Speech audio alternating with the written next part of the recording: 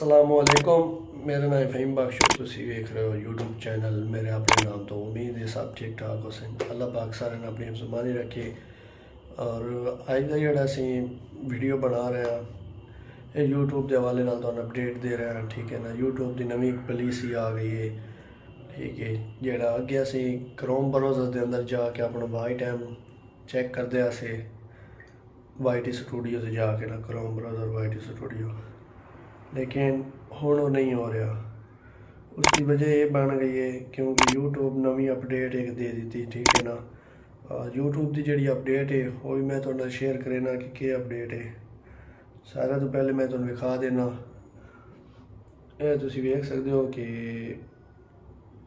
ये प्रोसेस का ऑप्शन आ रहा। मोबाइल है तो सीधा, लेकिन इस तरीके पर न पड़ो। एक मिनट, ये तकरीबन हर एक यूट्यूबर देना प्रोसेस का ऑप्शन ही आ रहा है। ठीक है, और मैं इसकी फोटो भी ला दे सा, सही है तो क्लियर नहीं आ रही। ठीक है, इस दे उत्ते प्रोसेस का फोटो दे रहे हैं क्योंकि इन्हें अपडेट जी नवी दी है ना, वो इन्हें नवी अपडेट है वाई टी स्टूडियो ऐप्स है ना अपने को। जोड़ा असी वाई टी स्टूडियो ऐप्स तकरीबन ज़्यादातर यूज़ करें।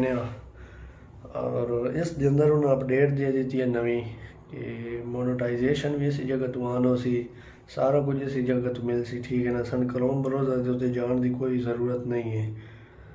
ये भी मैं सारी तुहाडे नाल फोटो शेयर करेना। ठीक है, नाल मैं स्क्रीन ते ला दे सो। इस दे उत्ते इस अपडेट का एक तो ये फायदा है कि ये वाले अपडेट इस तरीके नाल ना तले आ रहा ऑप्शन एस का मोनेटाइजेशन का।